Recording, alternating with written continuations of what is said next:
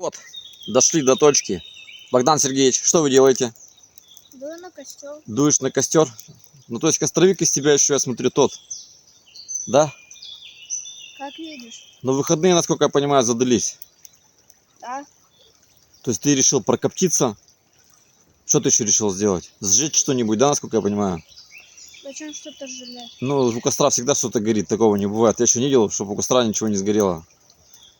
Ну, ты за костром-то получается у тебя следить? Нормально все? Ну, как видишь. Ну, благодаря папе, да? То есть папа разжег, а кто-то там поддувает. Ну что, хорошее место, зачетное, да, у нас? Да. Ручеек, птички поют, да еще и костерок.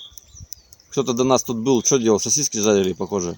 Навидел. Немножко намусорили, но мы все исправили. Так что вот, что мы скажем зрителям, посмотри. Берегите природу, да? Ну да. И проводите больше выходных в июле месяце, еще и в августе, а в сентябре начнется тоже цветной лес. Благодать будет, да? А еще, пожалуйста, не кидайте всякий мусор в лесах. Да, всем здоровья, счастья, благополучия, ваш Шабалин Дизайн. Юху! И Шабалин Дизайн младший, да?